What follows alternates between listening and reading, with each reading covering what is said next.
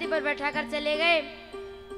एक दिन क्या हुआ, परीक्षित ये देखने के लिए भ्रमण करने गए कि मेरे राज्य में कोई परेशान तो नहीं है।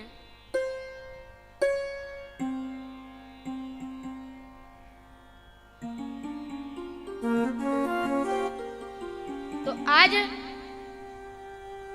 परीक्षित जब गए तो उन्होंने क्या देखा कि एक बैल और एक गाय है।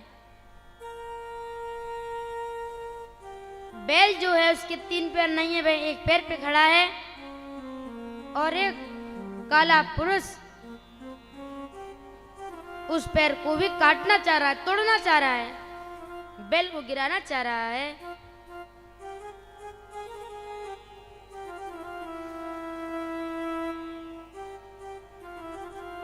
तो कहा ये गाय कौन है? ये गाय पृथ्वी है, ये बैल धर्म है और वो काला पुरुष कलयुग है।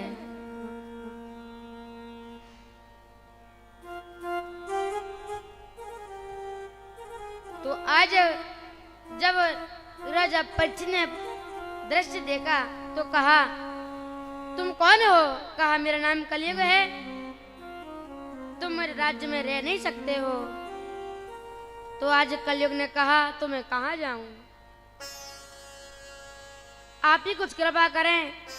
तो आज राजा परीक्षित ने कलयुग को 4 स्थान दिए हैं।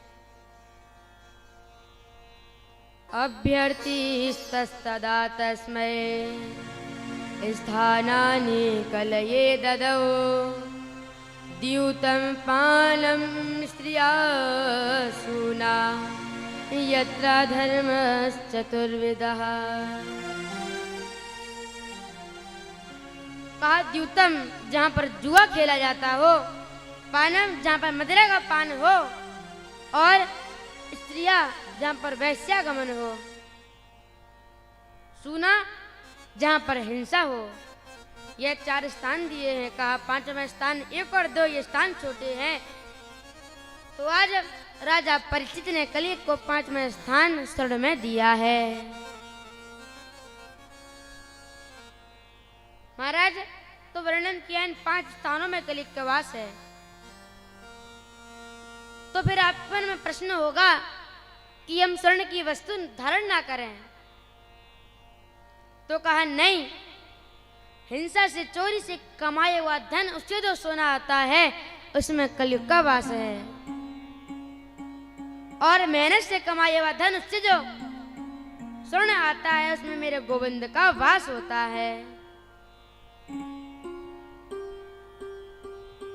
यदि आप जो भी वस्तु घर में लाएं, सबसे पहले सर्वप्रथम मेरे गोविंद के चरणों में रखें। तो कहा उससे क्या होगा? उससे जितने भी राग द्वेष हैं वे सब नष्ट हो जाते हैं।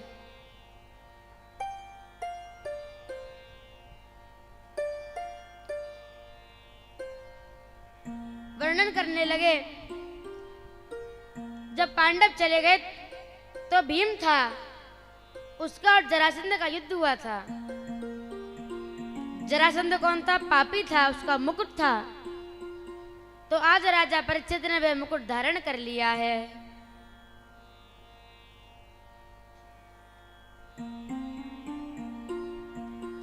और आज उस मुकुट में कलयुग का वास हो गया है। अब कभी राजा परीक्षित शिकार खेलने जाते नहीं हैं, पर आज कलयुग का वास हो गया तो राजा परीक्षित शिकार खेलने के लिए गए हैं।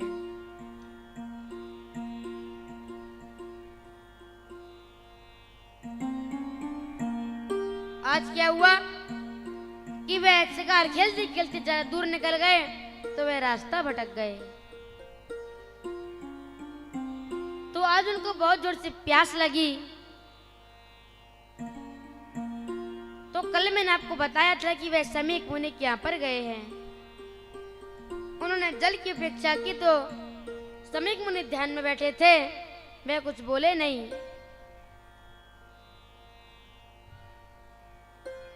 राजा परीक्षित ने सोचा ये मेरा अपमान कर रहे हैं।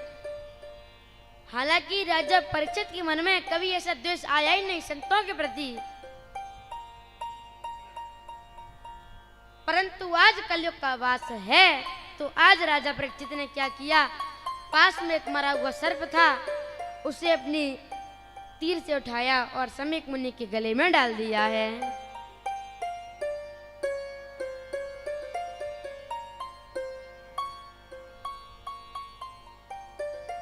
और उसके बाद वह वापस आए।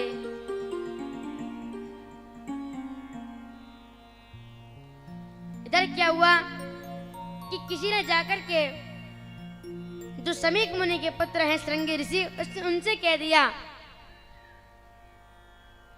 कि एक राजा परीक्षित आया था, उसने आपके जो पिता हैं उनका अपमान किया है, उनके गले में मरा हुआ सर्प डाल दिया। क्रोध आ गया, हाथ में जल ले लिया, कहा हे राजा परीक्षित, मैं श्राप देता हूं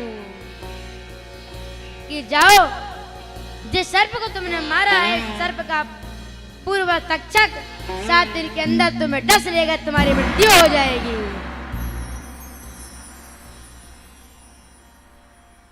और आज जाकर की समीक मुनि के यहाँ पर आश्रम में गए और रोने लगे हैं। रोने की आवाज सुनकर आज समीक मुनि के नेत्र को ले कहा, पुत्र क्यों रो रहे हो? तो कह दिया, अभी एक राजा परीक्षित आए थे, उन्होंने आपका अपमान किया। समीक मुनि ने सर्प को हटाया, कहा तुमने उनसे कुछ कहा तो नहीं? कहा तो कुछ नहीं, बस श्राप दे दिया है। कहा क्या श्राप दिया? मैंने श्राप दिया, इति लंघयति मर्यादाम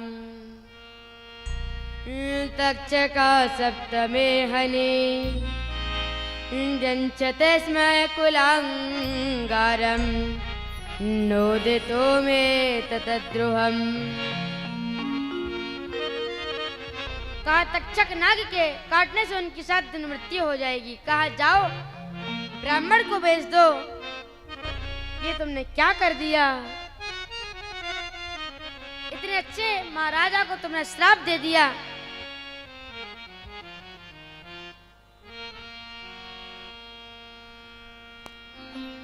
ब्राह्मण को भेजा, कहा जाकर के राजा परीक्षित से कह दो 7 दिन में वो उनकी मृत्यु हो जाएगी।